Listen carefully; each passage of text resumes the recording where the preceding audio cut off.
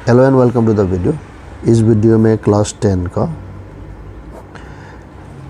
Mathematics में से real number chapter से चैप्टर 1 रियल नंबर, इसका इरेशनल नंबर्स, इस पार्ट को हम स्टडी करेंगे। तो उसके लिए एक थ्योरम है, थ्योरम बुक में 1.3 के रूप में है। तो उसमें बोला है कि अगर p एक prime number, p is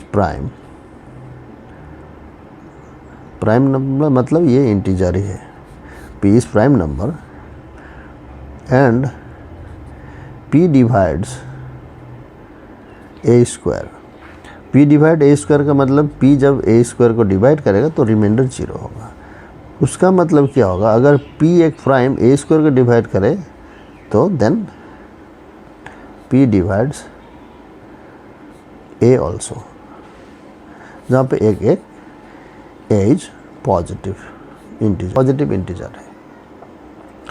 so इस थ्योरम को यूज़ करके हम क्या करेंगे, विल प्रूव दैट √2, √3, √5, √7 जितने भी प्राइम नंबर्स है उसके रेडिकल्स, स्क्वायर रूट्स वो इरेशनल है बोल के हम प्रूव करेंगे।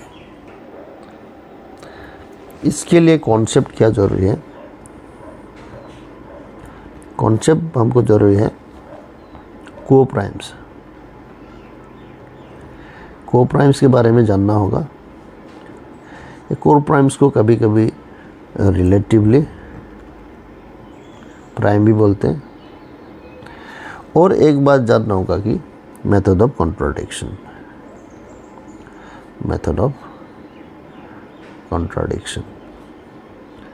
तो ये मेथड ऑफ कॉन्ट्राडिक्शन अगर हमको मालूम है इसके कॉन्सेप्ट, तो इसको इजीली हम प्रूव कर सकते हैं। ये मेथड में क्या होता है, अगर √2 हमको प्रूव करना है, इरेशनल प्रूव करना है, तो एज्यूम करेंगे कि √2 इज रेशनल।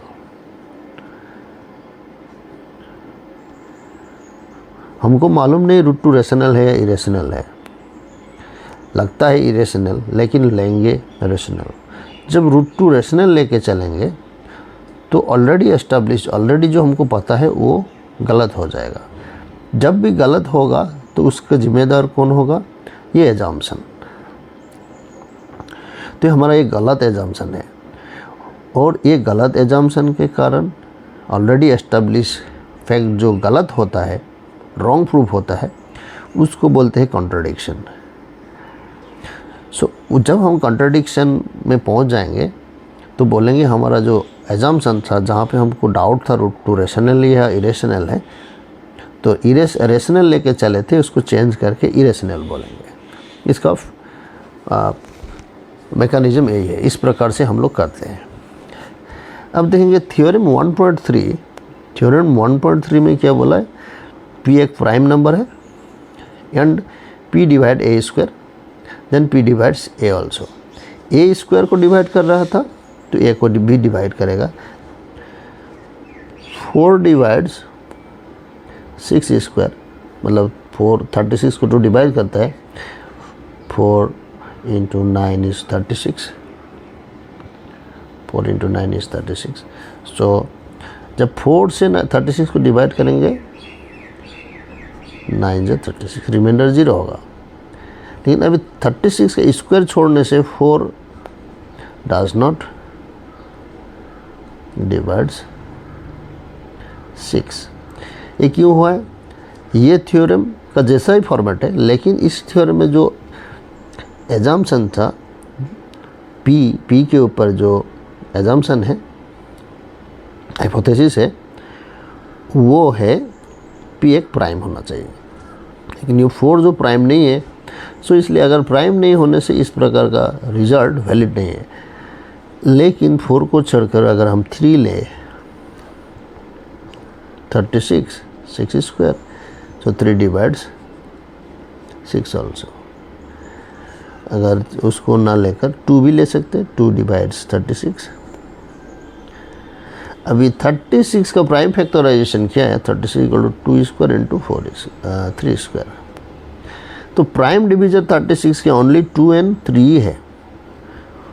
तो ये जो 36 के ऊपर में इस थ्योरम को हम लागू करने से चेक हम 2 and 3 से ही कर सकते हैं। 2 36 को डिवाइड करते हैं एंड 2 6 को भी डिवाइड करते हैं। 36 मतलब 6 स्क्वायर। तो अब देखेंगे √2 इज इरेशनल। √2 इज इरेशनल, इसको हम प्रूव करना है। We want to prove that √2 is irrational. Prove that. So √2 irrational है तो मानेंगे हम लोग assume, इसका उल्टा मानेंगे √2 is rational, rational number। अगर rational number है तो हम क्या कर सकते हैं, √2 को p/q फॉर्म में लिख सकते हैं, where p and q are relatively prime integers। Relatively prime integer P and Q है। कभी कभी रिलेटिवली प्राइम इंटीजर नहीं भी हो सकता है, लेकिन अगर नहीं है तो उसको किया जा सकता है, जैसे कि 2 = 4/2 या 2 = 8/4। सो 2 को हम, ये दोनों रिलेटिवली प्राइम नहीं है, ये भी नहीं है, लेकिन इसको रिड्यूस किया जा सकता है। अभी 2 = 2/1 में ये 2 and 1 रिलेटिवली प्राइम है। सो कोई भी एक फ्रैक्शन को जब पी एन क्यू इंटीजर है, ओके, पी एन क्यू जब इंटीजर है तो उसको हम रिड्यूस करके रिलेटिवली प्राइम बना सकते हैं। और रैशनल हमेशा p/q फॉर्म में लिख सकते हैं, इसलिए हम इस प्रकार p/q बना लिया। एंड p/q को रिड्यूस भी कर सकते हैं, वो भी हमको मालूम है, तो इस प्रकार बन गया। अब करेंगे क्या, दोनों और स्क्वायर करेंगे। अगर समान है तो, दोनों समान है तो स्क्वायर भी किया जा सकता है। स्क्वायर करने से 2 होगा p²/q²। और यहाँ पे जो q ≠ 0 तो p² भी ≠ 0 होगा। इसको इधर ले जाने से, मल्टीप्लाई q² से दोनों ओर करने से 2q² = p²। तो 2q² = p² का मतलब क्या है, 2 × सम इंटीजर, 2 × सपोज 5 = 10। तो उसका मतलब क्या है, 2 डिवाइड्स p²। 2 अगर p² को डिवाइड करता है तो हमको अकॉर्डिंग टू दिस थ्योरम, इस थ्योरम से क्या मिलता है, 2 डिवाइड्स p ऑल्सो। क्यों, 2 एक प्राइम है। अगर 2 p को डिवाइड करेगा तो p को हम लिख सकते हैं 2 × सम k, 2 × सम k। सो p = हमारा 2 × some k, where k is integer. So p का एक फैक्टर 2 है। इसको हम नंबर 1 दे के रखेंगे।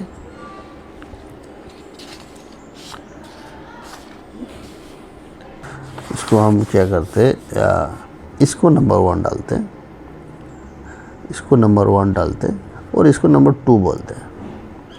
This is number 1 equation, this is number 2 equation.